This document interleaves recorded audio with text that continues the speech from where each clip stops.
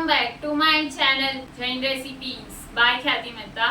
Friends, આજે હું એક જોરદાર રેસીપી લઈને આવી છું જે પંજાબી સબ્જીને પણ ટક્કર મારી દે એવી છે. રેસ્ટોરન્ટમાં જઈને તમે પંજાબી સબ્જી તો એન્જોય કરતા જ હશો, પણ જો મારી આ રેસીપી પ્રમાણે સબ્જી બનાવશો તો રેસ્ટોરન્ટ જતા ભૂલી જશો. એટલી ડેલિશિયસ ને યમ્મી બને છે. તો ચલો ફ્રેન્ડ્સ, આપણે શરૂ કરીએ એક્ઝોટિક વેજ કઢાઈ બનાવવાનું. જો તમને મારી આજની બતાવેલી રેસીપી ગમે તો મારી ચેનલને સબસ્ક્રાઈબ જરૂરથી કરજો અને સાથે સાથે બેલ આઇકન પર પણ ક્લિક કરજો. ફ્રેન્ડ્સ, એક્ઝોટિક વેજ કઢાઈ બનાવવા માટે આપણે સૌથી પહેલાં એક કઢાઈમાં તેલ ગરમ કરવા માટે મૂકશું. તેલ ગરમ થાય ત્યારબાદ મેં અહીંયા વેજીટેબલમાં ફણસી અને બેબીકોર્ન લીધા છે, જેને મેં આવી રીતે ચોપ કરી લીધા છે. તો તે કઢાઈમાં એડ કરી દઈશું ને 1-2 મિનિટ માટે તેને સોતે કરી લઈશું. ત્યારબાદ સ્વાદ પ્રમાણે મીઠું એડ કરશું ને બધું પ્રોપરલી મિક્સ કરીને 1-8 મિનિટ માટે સોતે કરી લઈશું. ત્યારબાદ મેં અહીંયા બ્રોકોલી લીધી છે, તે પણ કઢાઈમાં એડ કરી દઈશું. હવે 1-2 મિનિટ માટે બ્રોકોલીને પણ સોતે થવા દઈશું.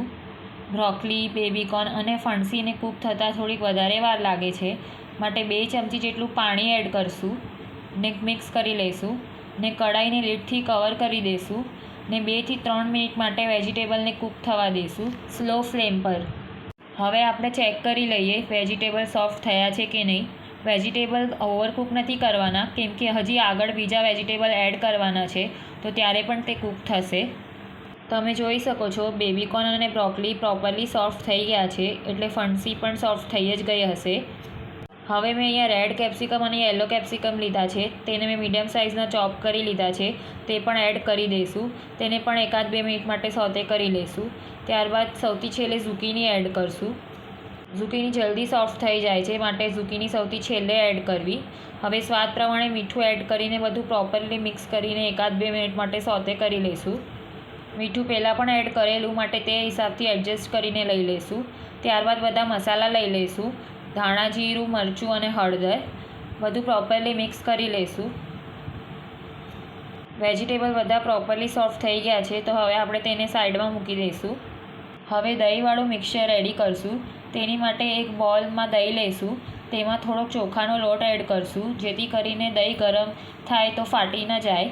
તમે ચોખાના લોટની બદલે ચણાના લોટનો પણ ઉપયોગ કરી શકો છો, પણ તે વિધર થશે, માટે મેં ચોખાનો લોટ લીધો છે. ત્યારબાદ દહીંમાં સ્વાદ પ્રમાણે મીઠું, હળદર, ધાણા જીરું, શેકેલા જીરુંનું પાવડર અને લાલ મરચું એડ કરશું ને દહીંને પ્રોપરલી ફેટીને મિક્સ કરી લઈશું. ત્યારબાદ તેને સાઈડમાં રાખી દઈશું. હવે ફરીથી કઢાઈમાં તેલ ગરમ કરવા માટે મૂકશું. ત્યારબાદ તેમાં જીરું અને હિંગ એડ કરશું ને ત્યારબાદ મેં અહીંયા 4 ટમેટાને બાફી ને તેની સ્કિન કાઢીને તેને ગ્રાઇન્ડ કરીને પ્યોરી રેડી કરી છે, તે પણ એડ કરી દઈશું ને પ્રોપરલી મિક્સ કરી દઈશું.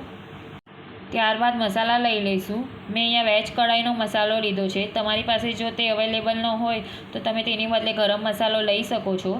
ત્યારબાદ સૂંઠ પાવડર અને કાશ્મીરી લાલ મરચું એડ કરશું, જેથી કરીને ગ્રેવીનો કલર સારો આવે. બધું પ્રોપરલી મિક્સ કરી લઈશું. હવે 1-8 મિનિટ માટે બોઇલ થવા દઈશું.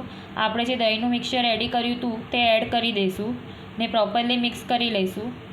ત્યારબાદ જે દહીંના મિક્સરનો બોલ હતો એમાં થોડુંક પાણી એડ કરીને તે લઈ લઈશું. પ્રોપરલી મિક્સ કરી લઈશું. ગ્રેવીને 1-8 મિનિટ માટે બોઇલ થવા દઈશું. તમે જોઈ શકો છો તેલ છૂટું પડી રહ્યું છે. તો હવે આપણે જે સોતે કરેલા વેજીટેબલ્સ હતા તે એડ કરી દઈશું કઢાઈમાં. પ્રોપરલી મિક્સ કરી લઈશું.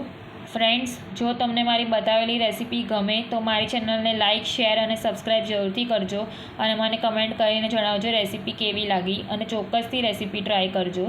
હવે બધું મિક્સ કરી લીધું છે, તો હવે આપણે કસૂરી મેથીને આવી રીતે હાથેથી ક્રશ કરીને એડ કરી દઈશું.